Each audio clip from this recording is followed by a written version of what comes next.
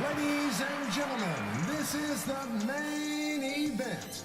Fight fans worldwide, you've tuned into the number one undisputed boxing podcast today. This is the Boxing Breakdown.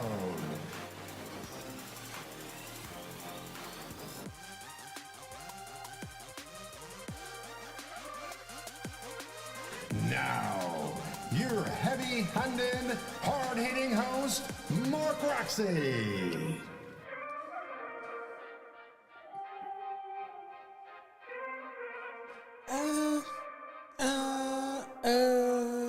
What's up? What's up? What's up? This is your host, Mark Roxy, and welcome to another edition of the Boxing Breakdown. It is good to see everybody. Welcome today, and thank you for tuning in. If you are watching us on YouTube, thank you for being with us. Make sure you hit the like and subscribe button down below. Also the notification so you know when we're coming live to you.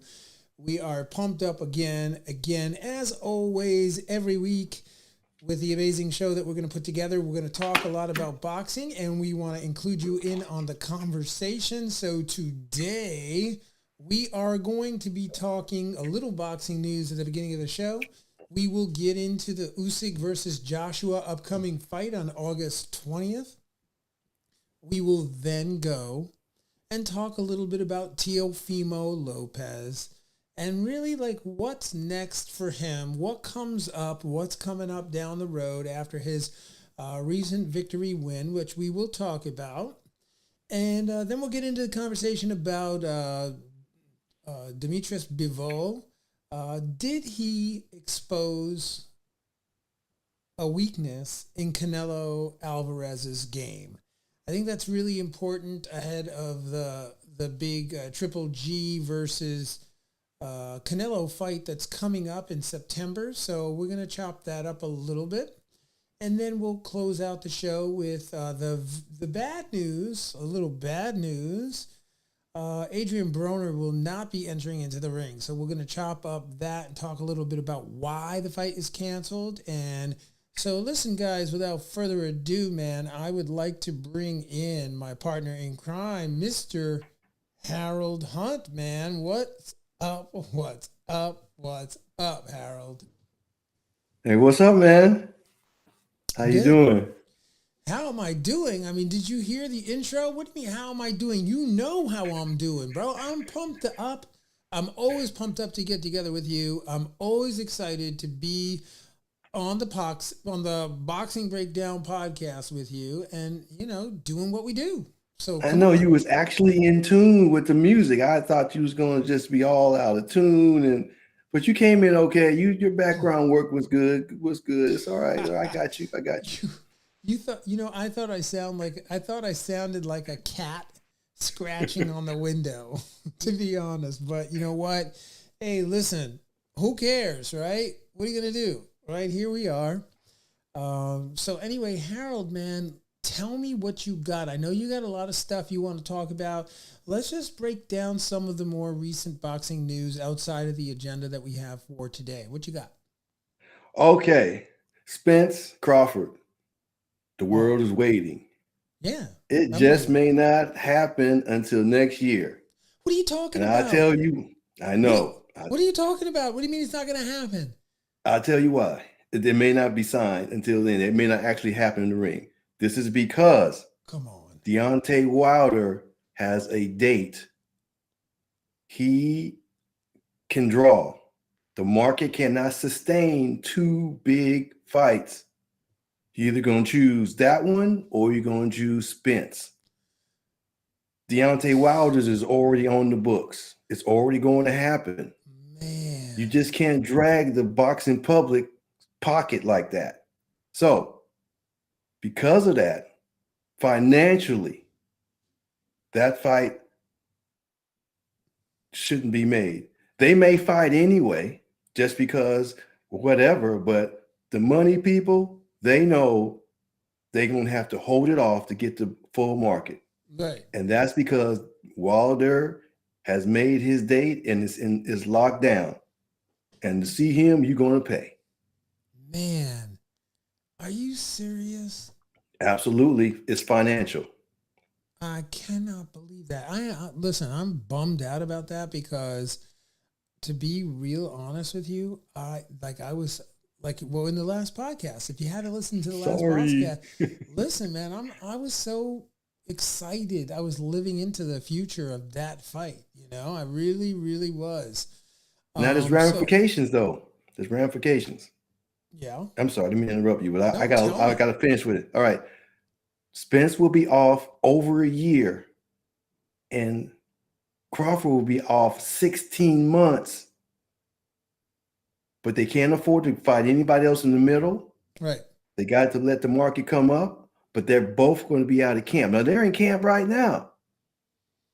man. Financially, they're either going to move it or they're going to fight anyway.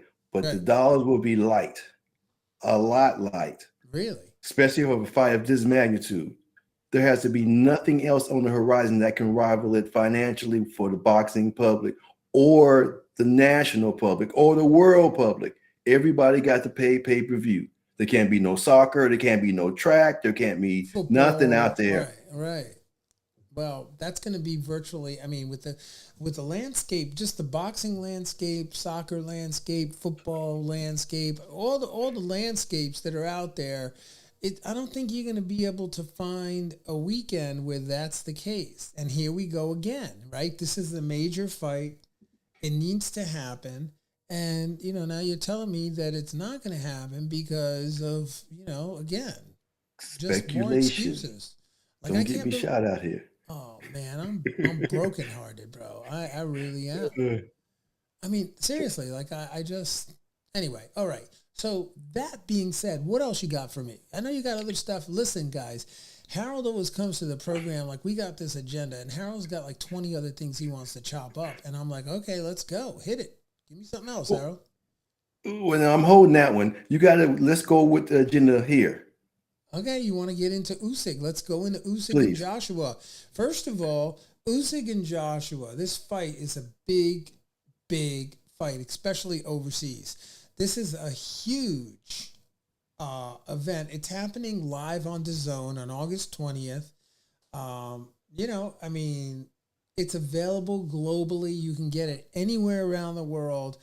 This is a make or break fight for Anthony Joshua. I mean, I'm not saying it's a make or break fight for Usyk as well, but it's definite. Like Joshua has way more to lose again than Usyk, and I don't know what you're feeling about this fight, Harold. Joshua could get knocked out. His change Whoa, of attitude, shots fired, rushing baby. in, trying to be the bigger man, Mm-hmm. out of his character, Right, is going to leave him open to get hit. right. He's been taught, oh, I got to bully. So he's going to try to bully. When you attack, you leave yourself open. Usyk is a sharp puncher. Yeah, but He could get knocked out. Now, he may not get knocked out, drop count 10, but he'll get hit a lot. right. All depends on who the referee is, what's going on, how they want to do it. But he's opened himself up to even be hit more because Wow. everyone says you're acting unbullyish, so you must bully. Oh But my God. so that's how I see it. Well, I mean, He'll come Usyk. rushing in there. He may not get knocked out, but he's going to lose. And he's going to get hit a lot sharper than he did the first fight. Yo, man, Joshua's got a lot. I don't understand. Joshua's so much bigger than Usyk, but the problem is like he's so muscle bound. He can't get those elbows tucked up in there, and his punches, like you said, are really, really wide. I don't know how he's gonna fare against a faster puncher, like just a faster, better. He's got better footwork. I did see some video footage and clippage of Anthony Joshua working the pads and doing some things, and I saw him doing some little, half steps back. He was yo-yoing a little bit, so he was working some of his basic skills. But I still just don't. I'm not so convinced that he's going to have what it takes to be able to deal with the faster, quicker Usyk. You know, I just don't see it. And this fight is I guess it's called Rage of the Seas, the Red Seas, or something like that, Well, right? the propaganda is cute and whatever, but the point is this: Mark, you a trainer. You can look good on the video clips, and you learn this and learn that and all that. But in the fight, it's going to be exactly the way it was before. He's going to be stepping in there because he's been beat up mentally to go step in Right. there. All the boxing and yo-yo work and all that kind of stuff, maybe it'll appear a round or two, but when they get to Right. fighting, it's going to go back to where it was. The only change is his attitude, and his attitude is going to get him hit. Yeah. That's it. Well, they're going to do big numbers because this fight is taking place on a Saturday. It's taking place at the King Abdullah Sports City Arena on Saturday, August 20th. So, you know, I'm sure if you're interested in heavyweight boxing, man, you're going to want to tune into this one. But, you Yeah. know, Harold, honestly, like I just don't see how Joshua makes it work. I mean, I'd like to see him do better, but you know, it's not. I mean, did you check out the press conference for this upcoming fight? It's pretty generic to me. Yeah. I'm not necessarily. I mean, it's fine. The dict. I love the way Joshua's diction is just on point. You know, that English grammar background is nice, whatever. And then you've got the backdrop of this other guy whose country's in war and Right. this and that. So I mean, all of that is really palatable. But in the ring, it's in the ring. So yes, it's not. Yes, it's going to sell well, or perhaps going to be enthralled and all that. But if you want to go to the pure part, Right. I know what's going to happen right there in that box. I tell you that. Yeah. Well, I mean, you know, do you think this is a case of either man actually showing improvement from the last fight? Or do you think it's just because, I mean, you said that at the top of the show. Do you think it's just kind of a repeat of what they've already done? Or do you think that there's going to be some improvement with Joshua having a new trainer, right? He's got a new trainer now, right? Yes. And Usyk, you know, bringing more skills to the table for this fight that he didn't have in the last fight. What do you think? Break that down for me. Okay. As far as Usyk is concerned, he's going to be on top of what he does. He's a counter puncher. He already knows mentally that he's hurt Joshua, Yeah. and he's had thoughts of, well, if I push a little more, maybe I can get him out of there. So he's got that going for him. And then you got to look at the overall mindset of just what's going on in his life with the war and all that kind of stuff. So when you have that attitude where, I have to succeed or not succeed, and if that means, my demise, I will do that. So he's going to take that attitude that his country has into this. But yet Right. he's going to be really sharp. He's going to have that, and he's going to be in shape, and he knows that he's going to have opportunity to be a sharpshooter. Now, as far as Joshua's concerned, Right. yes. I mean, I already said this earlier, but I kind of do go with it a little differently. Yes, he's got the training. Yes, he feels like he needs to do this, and yes, a lot of things are going to look a little different earlier. But as we get into the fight, he's going to regress to where he was, and Right. he's going to attack. So he may be in a little better shape as far as his win is concerned, that type of thing. But what we're going to see, I feel, is a sharper image of the beatdown Right. from the first one. It'll be more pronounced. It'll be Mm. cleaner. There'll be more video bites. There'll be more. It's just going to be a lot more to see as Right. far as clean punching and that type of thing. Well, you know, Harold, interestingly enough, right?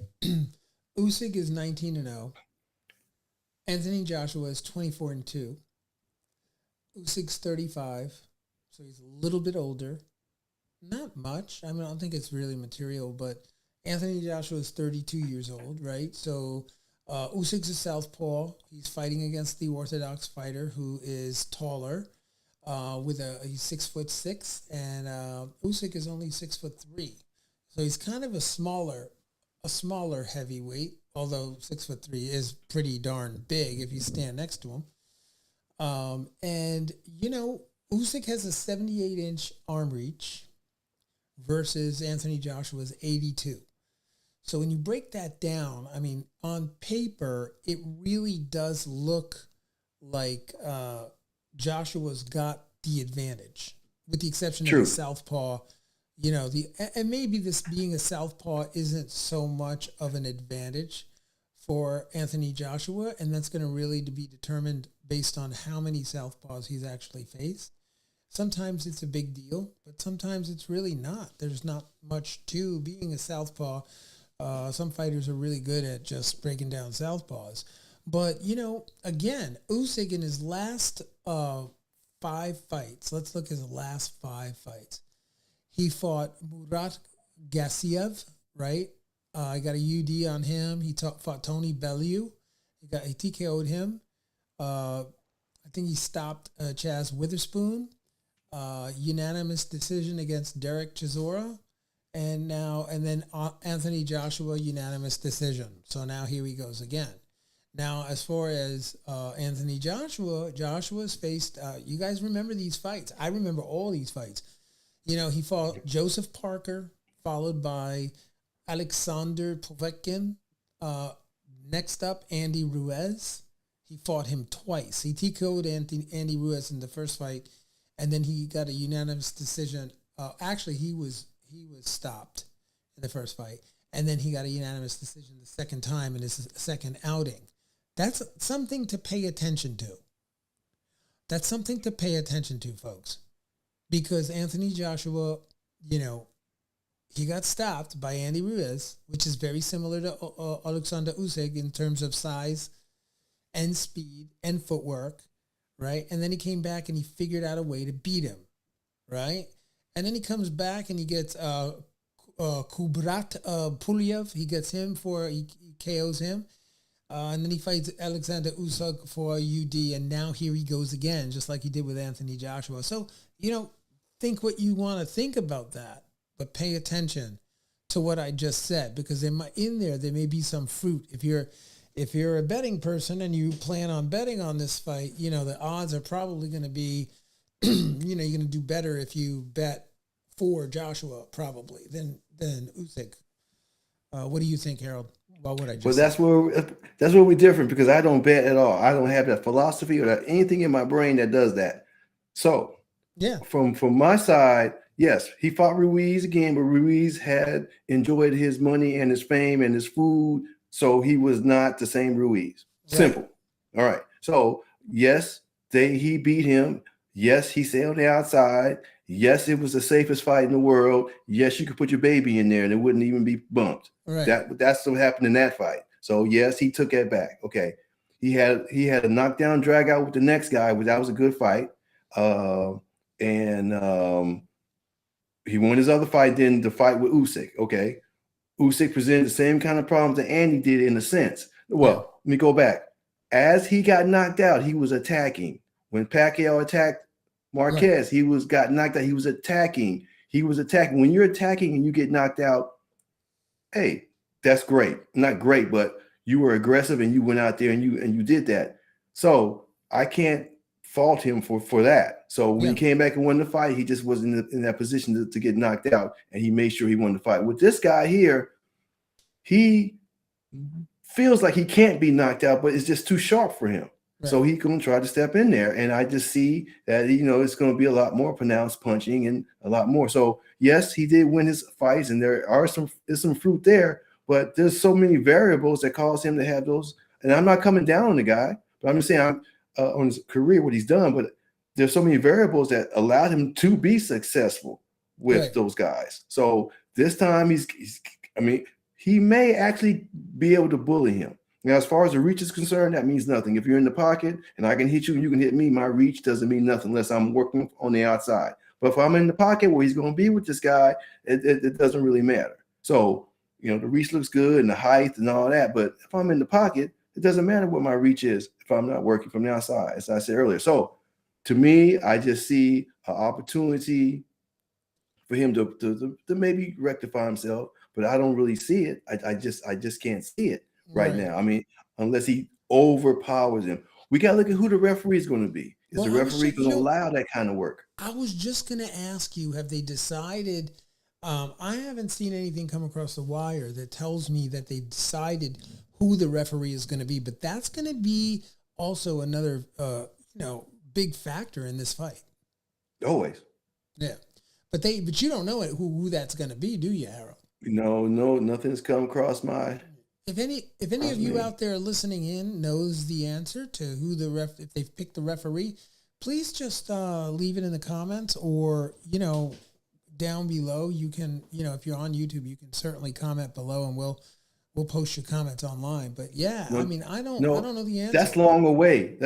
I'm with the commission. What they do is not the very end, they'll decide. Mark, you know this at the end, because you've approved referees at the last minute. You do it all the time. That's your profession. But what I'm saying is, you know how it works. They kind of do it at the end. So there's not going to be any kind of speculation or anything out here this early. It's just not. It's going to be what 3-4 days or something like that.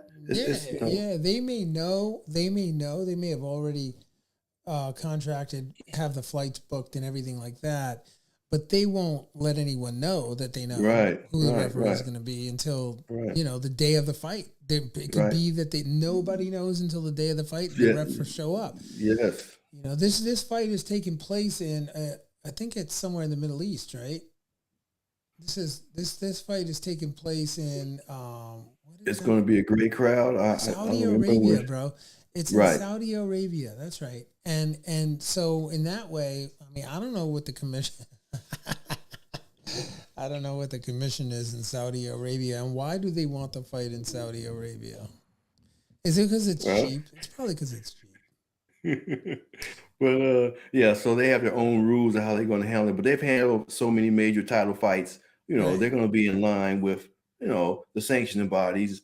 So if they can, they're highly successful. So everyone has a different procedure on how they apply the referees and the gloves and all that at the end. You know how that goes. So, it's going to be lucrative, to say the least. Oh, you bet your bottom dollar. Bong, no pun intended. Right? He's going to be very lucrative heavyweight. The big boys. Yeah, it's heavyweights. Little boy and big boy. Well, yeah, but the heavyweights just have a different kind of cachet.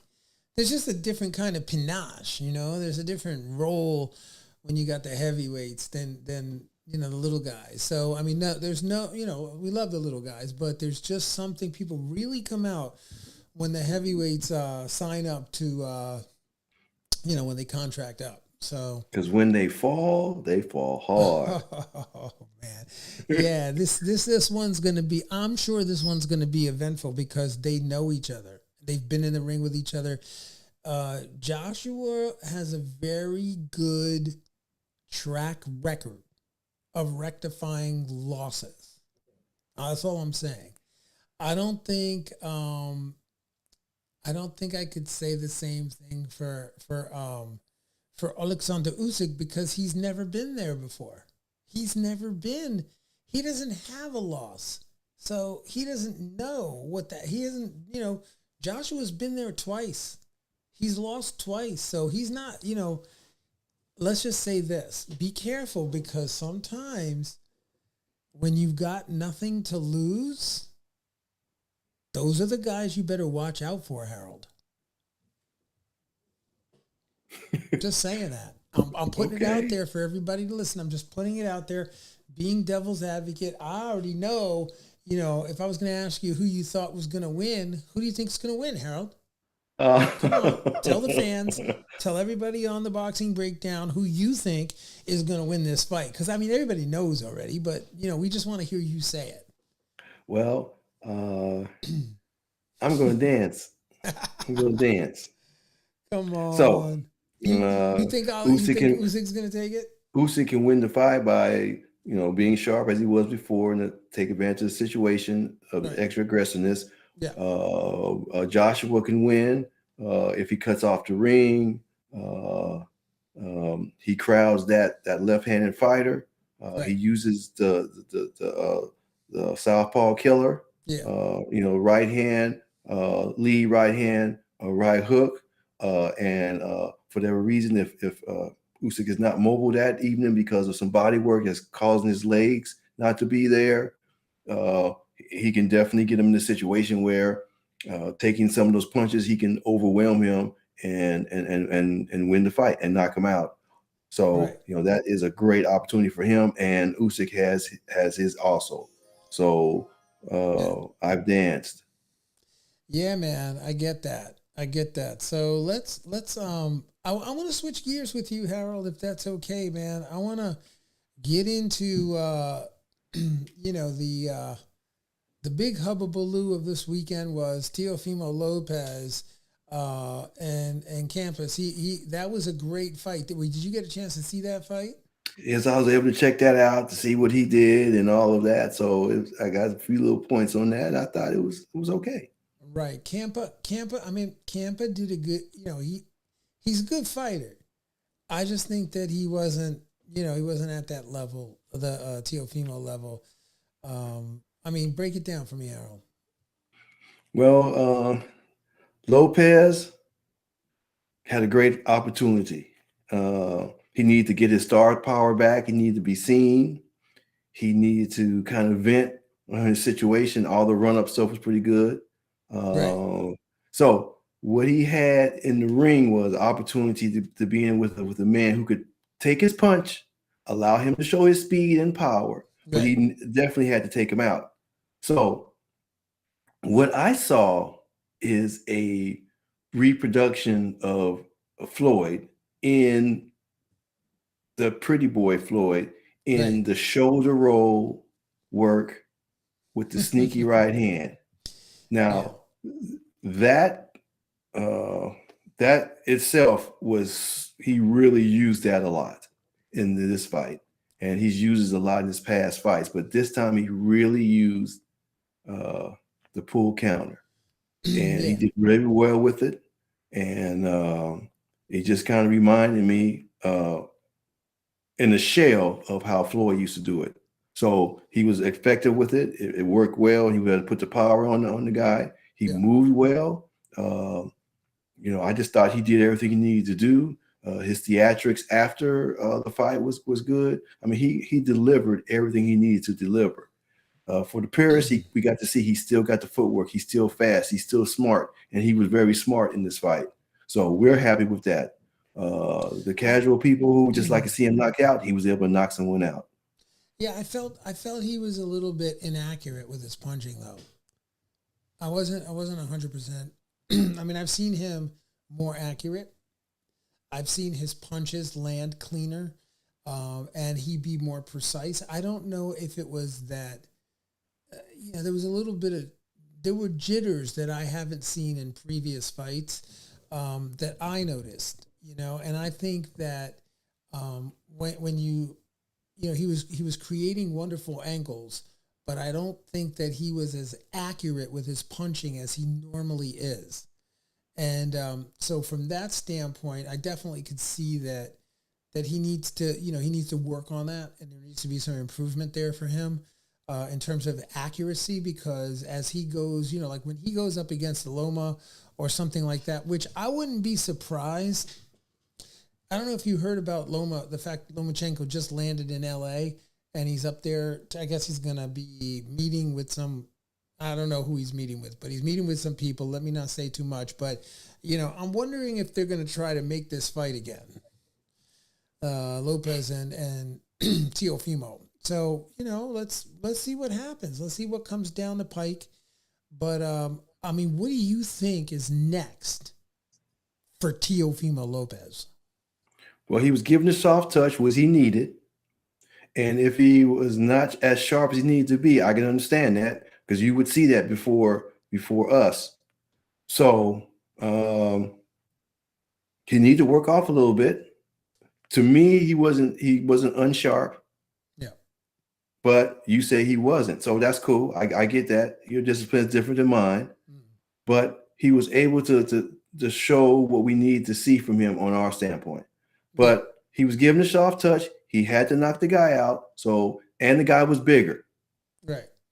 So going forward, as you say, as he sharpens up, he'll be formidable. I think this was a perfect opportunity to put his toe in the water, and he got some work out of it, and he was he was okay, man. He was okay. I thought he was okay. You know, and the guy he fought was a good guy, good skills. Wasn't a walkover. You know, Right. he'll beat 85% of the other fighters in that weight class. So Right.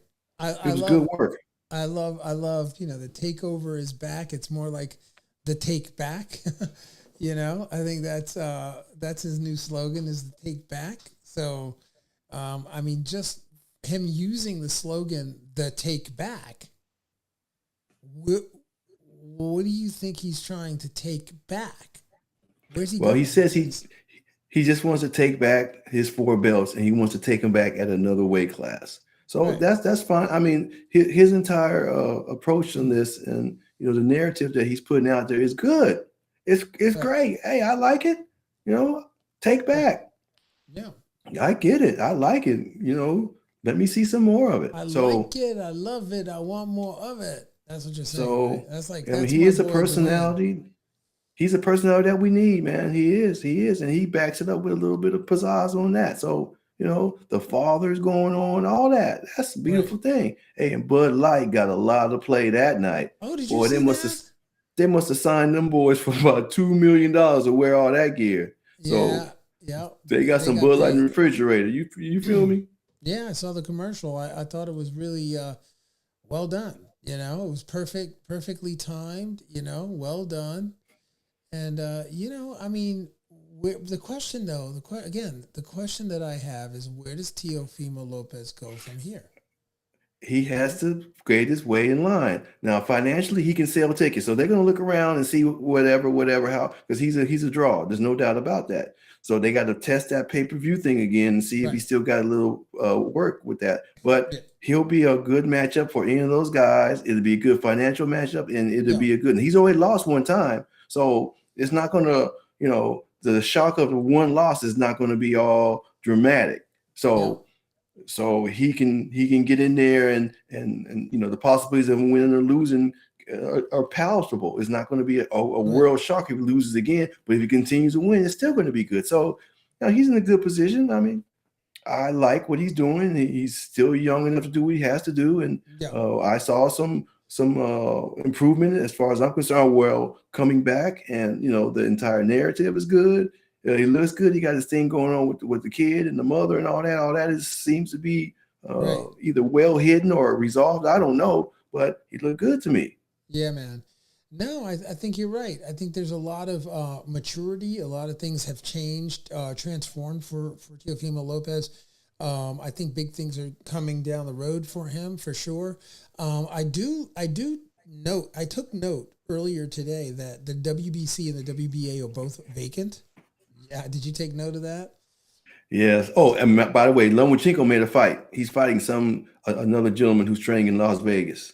So Right. that was just made today or yesterday or something like that. So he is fighting. But he's Lomachenko's fighting. fighting at So 35. He's fighting at 35, right? right. So, Right. but he's going to fight. So we have to see how that's going to work out. If they're going to do a catch weight and all that, I don't know. I don't think they're going to do all that, but that's a Right. possibility. Or someone moves up or moves back down. Yeah.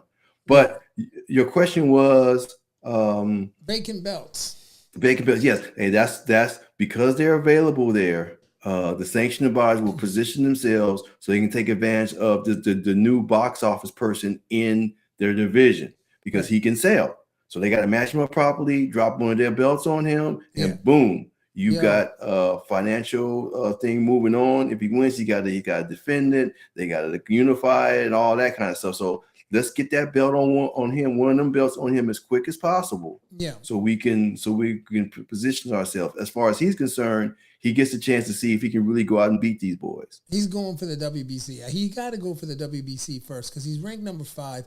He's ranked number 5. You know who's behind him? Who? Ryan Garcia is right behind him in number 6. So I'm surprised at that. But Ryan Garcia, it's setting up Ryan Garcia, Teofimo Lopez at 140, interestingly enough. And Jose Ramirez is number 4. Gary Antoine Russell is number 3. Regis Progress is number 2. And then, of course, Jose Zapata is number 1. So there's going to be some fighting going on here for the WBC belt, for sure. I mean, I Yeah, can't yeah, really... but Yeah. They've got a lot to lay out to us, man. They got a lot of courses they can give out to us. Yeah. The appetizer and the salad and the entree. They got a lot because they can pair all those guys up and just feed us a plate at a time for another 2 years between them 3 years. Yeah. And that's on a quick pace where Ryan fights this guy and that guy, and then Lopez fights this guy and that guy, Right. and so hey, it's going to be a nice division coming up this next year or so. Like you said, there's a lot of nice matchups. Yeah, yes. for sure. It's shaping up pretty good there at the 140 division, and Teofimo Lopez is an official junior welterweight now, and things are gonna really pop off at that 140. I wouldn't be surprised if some of the other bigger names are gonna fly up into the 140 to try to grab one of those belts as well.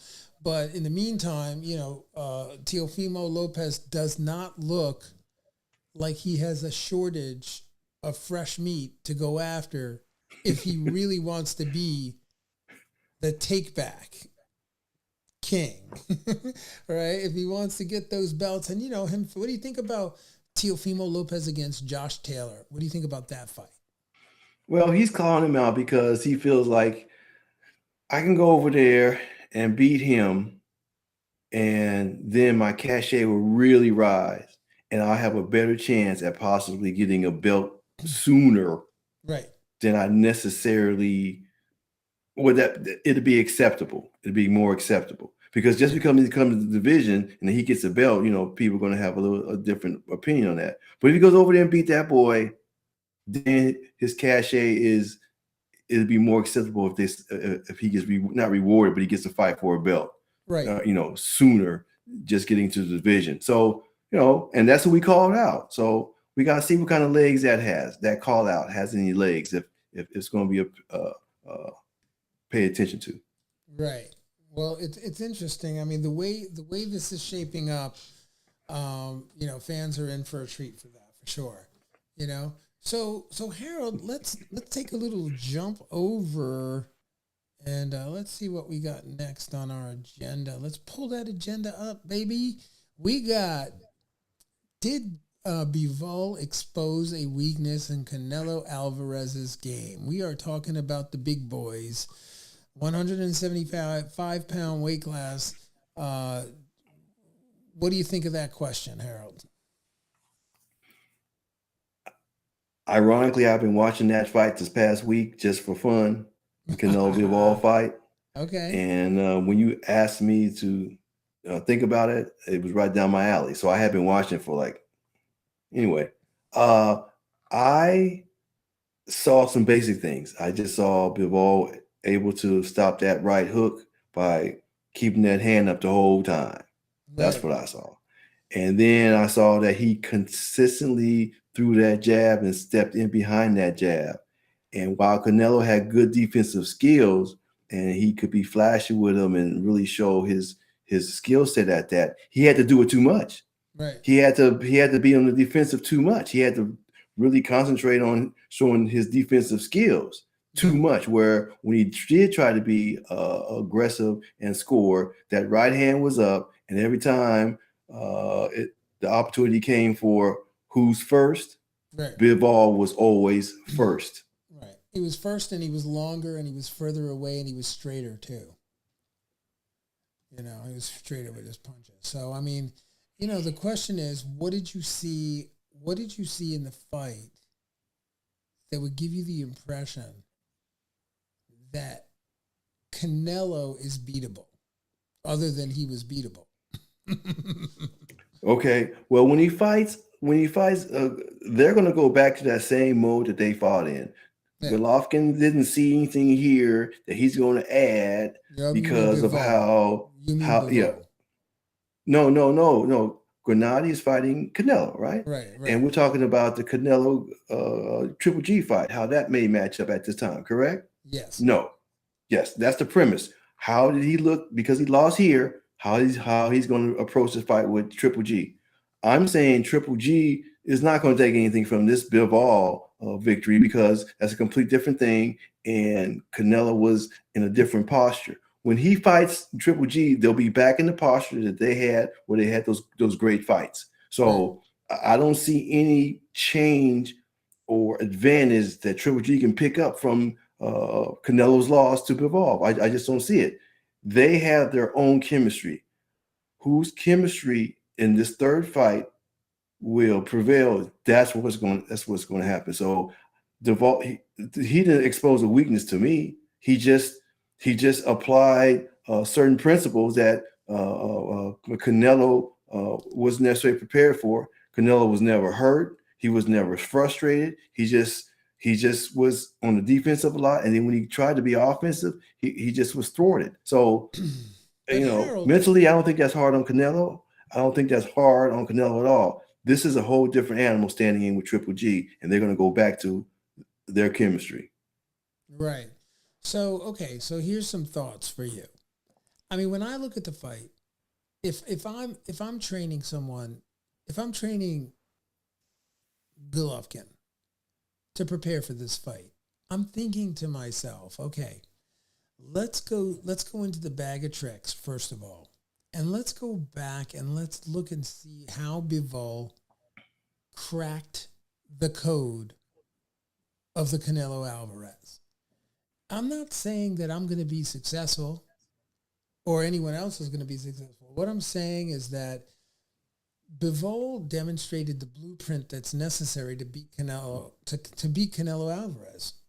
Now, whether you want to attribute it to weight or whatever you want to attribute to it, there was something to that win that if I'm Golovkin, right, who's 42-1 with one draw, 37 wins coming up by way of KO, versus 57-2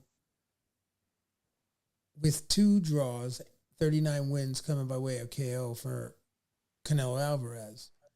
Canelo's been in there a lot, and we talked about this before about the time and the age and how father time waits for no man, like time and tide wait for no man. So at the end of the day, I guess what I'm trying to say is there's a blueprint here that was carved out by Demetrius Bivol, right?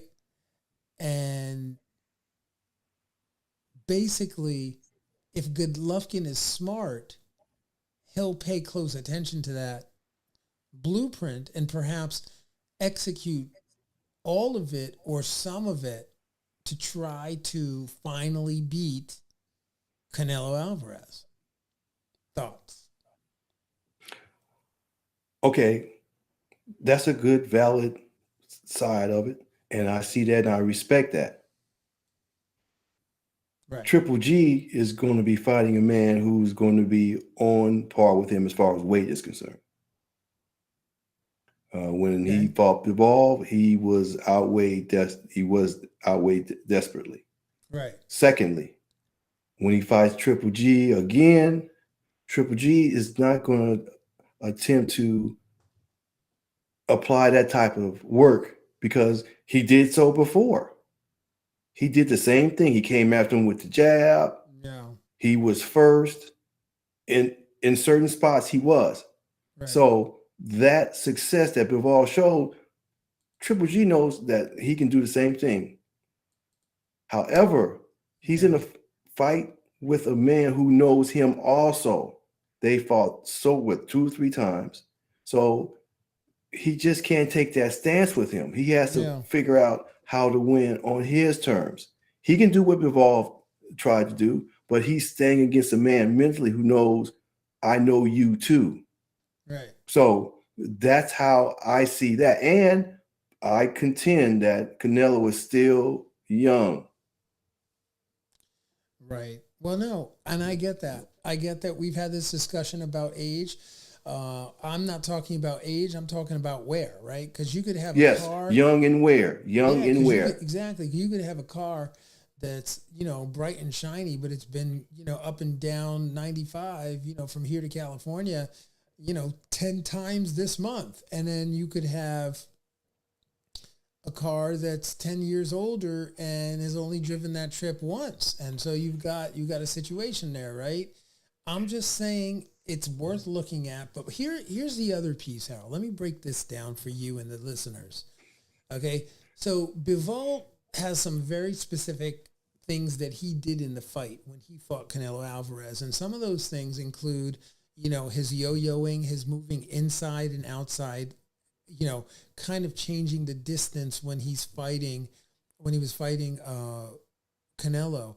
And that made it difficult for Canelo from the counterattack perspective, right? The other thing that he did is he used his counter punching. Bivol was throwing 3s and 4s. He was not throwing 1s and 2s, which a lot of the guys at Canelo fights like to throw 1 and 2s. He was throwing 3s and 4s. And what does that do? That slows you down. It makes it difficult for a counter puncher like Canelo, who likes to throw those punches. So Canelo likes to throw punches after you throw one. Yeah, after you throw 1 or 2. But if you come in with 3 or 4, that's going to slow down your output. It just force him to reset. It just does. Yeah, it slows. And then that combined with the yo-yoing back and forth, changing distance and working from the outside with long shots really is a game plan. It's a serious game plan. And a bigger man. Yeah. And then Canelo, right? Like what Canelo likes to do is Canelo loves to counterpunch. He's a strong counterpuncher. That's one of his best skills. He's not afraid to walk forward and counterpunch you as you're trying to pick him off. But usually that's against fighters like what's the guy that he fought? Anyway, it slips my mind right now. But Sanders. No, a long time ago he fought the European fighter, the bigger fighter. It'll come to me. Don't worry about it. It's not really that material. But what's material is that, Canelo's bread and butter is the counterpunching, right? So he needs room to do that. He needs room. He needs room, but he also needs you to cooperate. He needs you to be there, right? But Bivol wasn't there. Bivol was taking that step in, taking a step back. So he was playing around with his range in a way that I think if you wanted to study it properly, you could find some opportunities there. You could find a blueprint that could possibly work. I don't think Triple G, is going to like switch his fighting style at this point of his age, but I definitely think the counterpunching, neutralizing Canelo's counterpunching made a big difference in that fight. And let's see if, Triple G picked up on that. If him and his trainers picked up on that, if they're listening to the podcast, maybe we gave them a little insight into what they might be able to do to win. And I'm not at all throwing any shade on Canelo, because I know that Canelo knows this. He knows how he was beaten. He knows exactly what happened to him. He has to. And his team, they're phenomenal. So they know what happened, right? They're not in the dark about it, So anyway, I think that's going to be a very interesting thing, Harold. And I just thought I'd share that with you because that's what's up, man, right there. Hey, I'm going to step off on that right there. Why are you going to step off? Why are you going to step off? Because your point is valid. So all right. Well, I can't add anything more to it than to be redundant, but right. I just see a different side of that. And yeah, for sure. I mean, he just didn't allow him to any room to get off. Right. You have to have room for a counterpuncher. He has the time you coming in, and he retaliates. If you're constantly giving him work, and so he has to reset. And if, like you said, as he's stepping in and stepping out, all those step ins and step out are filled with punches. So you got the footwork coming in, and then you got the constant jab or right hand or right hook constantly coming. So he couldn't reset. He couldn't find the rhythm to get off the counter punch. And then when he did, he rushed him across the ring, throwing the right hook, and it was all blocked every time. And then it went back to him being first again with the jab and all that. Right. So it was predictable what happened each time. The same thing round after round. He's coming, he's blocking. He's coming, he's blocking. He's not effective. So it got to a point where you kind of knew what was going on. But Triple G has the capacity to do that. Yeah, as you said. Yeah, no, man, you're absolutely right. And I cannot wait for this fight. We've talked about this fight for the last 3 podcasts, and we will continue to discuss it as we get closer and closer to the September dates, because I am, and at the end of the program, we'll list out the boxing schedule, the upcoming boxing schedule. We'll briefly share that with you guys. And, lastly, last but not least, we wanted to take a little bit of time to talk a little bit about Adrian Broner and his upcoming fight against Omar Figueroa, which it's not going to happen. The fight has been canceled. Ladies and gentlemen, Adrian Broner's fight has been canceled. And Harold, ready, 3, 2, 1, go. Tell us what's up.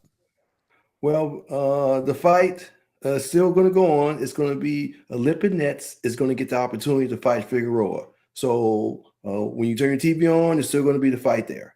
All the undercard is still in place, except for Figueroa is going to be fighting Lipinets, who just lost 2 fights, one to Boots and one to somebody else. Now, as far as Bronner is concerned, the mental health situation is being acceptable now. You had Danny Garcia come out. You had all these other athletes coming out. You had different things coming out. As a boxer, as you know, you die in there, so you can't necessarily accept any kind of weakness. Okay. But because these fighters do go through that, and the way and the door has been open for fighters to actually come out and say that they're having their kind of issues and be acceptable and understand it, it was great. The Danny Garcia, he won. He looked great. He said, I've had issue. Ryan, he had issue, came back and looked great. So this was an opportunity for other fighters to do that. Now, Bronner, he has in the past he did a little thing where he threatened his own life a while back. You remember that? And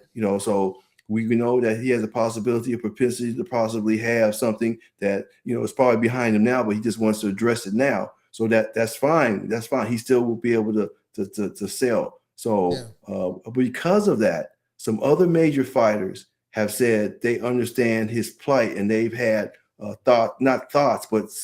understandings of themselves.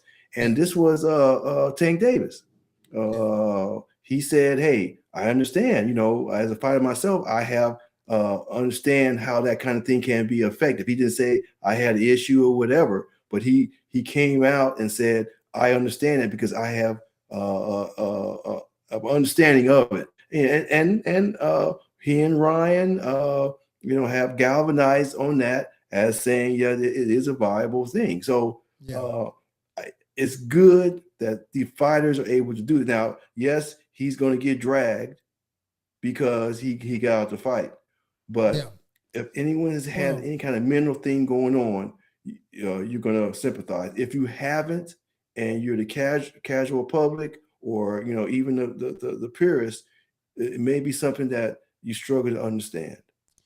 Yeah, no. And like you said, mental illness, and we talked about this on the last podcast. Check it out, y'all. It's on Apple Podcasts, Google Podcasts, Spotify, wherever you get your podcast, you can tune in. You can get all of them. You can subscribe to all the episodes, and please give us a review. Hit the stars on there so that we get ranked higher in the podcast. If you like what you're listening to and you're enjoying our podcast, please make sure that you say so and let us know. So yeah, man, I definitely think when it comes to mental health, you don't want to be playing around with boxing when your mental health is not there. It's hard enough to be a fighter when your mental is correct. So when you're off and you're not mentally, right, and you need that time to whatever you need to get that right, you have to, so it's, I applaud Adrian Broner for doing that and for taking the time away. I know that it affects his pocket. I know that it affects the other, other fighters' pocket, the promoters' pockets. Everybody's money is messed up, when something like that happens. But I think at the end of the day, the most important thing is that, Adrian Broner's okay, and that he's able to kind of take care and address the mental health that he needs to provide to himself, because he has to take care of himself first before anybody else, and that's just what's so. And then go ahead, Harold. Go ahead. Figueroa doesn't have it good either. He's fighting a guy that could beat him. Oh man, Worse than Broner. Well, let's break that down. Lipinets can beat him worse than Broner can. Yeah. He's getting a harder fight. Yeah, for sure. He's not getting off on getting away. He's not. No, it's not easy. It's not. He can suffer a loss right here. Yep. No, Lipinets can fight. So I agree with you 1,000%. And I will tell you, okay, so let's break this fight down, as I said before. So Omar Figueroa Jr. is 28-2 with one draw, right? Yeah. Sergey Lipinets is 16-2 with one draw. This is going to be a great fight. They're both at the same age, well, roughly 30. Figueroa is 32 and Lipinets is 33. Okay, so it's going to be a very, very good fight. Lipinets, of course, in April of 2021, he was stopped. He was KO'd by Jaron Ennis, of course. That was a devastating loss for him. But and then, of course, Abel Ramos, I guess he stopped Omar Figueroa. It was an RTD, so... and he was also stopped by your Dennis Ugas back in September 7th of 2019. So he's had two losses back to back. So as you said, it's these guys are ready to go for it. I think they're fighting for the WBC Silver Super lightweight title. So it'll be a great fight. It's at the Seminole Hard Rock Hotel and Casino in Hollywood. But that's happening in place of Adrian Broner, folks. In place of Adrian Broner. Lipinets steps up to the table, steps up to the plate. The Kazakhstanese fighter is going to be, he's going to have his hands full with Figueroa, who's definitely not going to want to give it up easily. And that should be a really good fight. But again, let me break it down for you. Yeah, Let me break it down for you. Omar wanted to fight Broner because he figured he can outwork Broner. Broner has a propensity to not work. Okay, right. So if there's no knockout, it'll go to distance. The fans will get what they want. It'll go to distance. He'll win strictly on his activity. Broner will do his thing after the fight is over, saying what he's going to say, or Broner could look really good and win. So that was good. But now he's fighting Lipinets, who's active. Right. There's not going to be any gimmies where a Broner may not do any work, but then the work he does can be effective and he wins, or it just makes for a good fight. But what I'm saying is Lipinets is going to be busy along with Omar. Right. Omar's thing is, I'm relentless. My brother's relentless. I'm relentless. But Lipinets is too. But Lipinets can hit too. So yeah, he can. It's a more dangerous fight because this man's going to be active. He's not going to allow. There won't be any opportunities for him just to outwork you.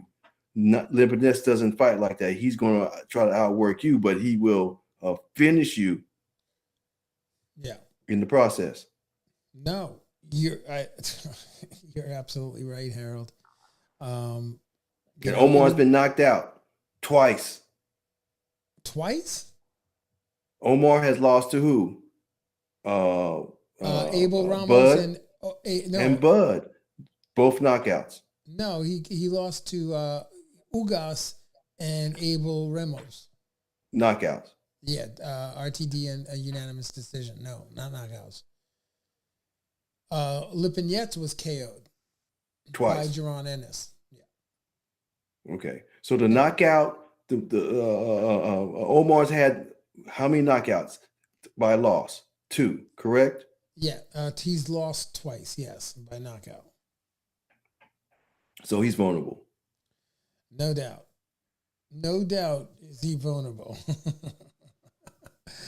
Yeah, I would agree with that, man. I definitely would agree with that, Harold. He's definitely vulnerable, man. You know, so, hey, ladies and gentlemen, what I'm going to do is I am going to, let's see if I can find that other graphic. Where'd it go? There you go. Okay. Let's see what we got. So we got our little boxing schedule coming up. You can see, ladies and gentlemen, what's happening. You can see the fights that are coming up, and it is going to be a great couple of months of boxing for sure. You know, do you want to say anything about anything you see on the screen, Harold? Well, the zone is hot. You've got the KSI thing going on, which is, just in my humble opinion, it's not. It shouldn't be listed here. Right. Okay. At all. That's promoted by the zone too, man. I mean, the rest of it looks good as far as what's going on. So there should be something every weekend for us, for everyone involved. How about that Pedraza and Comey fight? That's interesting. I don't feel any heat from that. You don't? No. I like that fight. What about Shields and Marshall? That's going to be a good fight. Marshall's bigger, and she's all knockouts, and Shields has to move and work, right. And she has a mental advantage over Shields right now because she's the only one that has beat her. Right. Well, we don't have to talk about the Canelo Alvarez versus Gennady Golovkin on the zone September 17th. Because we already know that that's going to be an amazing fight. And then followed by that, the following weekend, we have an ESPN Plus event, Shakur Stevenson against Canseco. And that's on ESPN Plus, September 23rd. That's going to be a really good fight, too. I mean, there's a lot of good fights coming up, man. Jojo Diaz is back in the ring against Zepeda on the zone on November 5th at 9 p.m. So, yeah, man, we got a lot of good fights coming up. I really do hope that you guys, all you diehard boxing fans that are tuning into the Boxing Breakdown, will make it a point to catch these fights and also make sure you like, subscribe, and hit the notifications below. Come on, Harold, work that left hand. Work your hand going down, right down there. It's right there. See it? Right there, right where Harold, I'm on it. Pointing. On it, doggone it. Where Harold's pointing, right down there. Hit the like and subscribe, y'all. Come on, man. So we know that, you know, you're with us. You're on the podcast. And don't forget to leave your comments, right? You can join us live each week. We come live, usually Wednesday or Monday. We're up here. We're throwing down, and the episode gets released on Thursday. So peace and love, everybody, man. I hope you guys had a great night with us on the Boxing Breakdown. And, you know, until next time, we'll catch you on the other side. Take care, Harold. Love you, man. Peace, brother. See you when I see you. Yes, yes, yes. Sure will. Fight fans, join host Mark Roxy and special guests as they break down all aspects of the boxing world, including news, business, management, training, promotions, fan reactions, upcoming events, matchups, future boxing stars, title fights, state of the boxing world, and all the stuff you don't see when you watch boxing. This podcast is released each week on Thursday at 8 p.m. Eastern Standard Time. Live streamed on YouTube, Instagram, and Facebook Live. It's the Boxing Breakdown, hosted by Mark Roxy.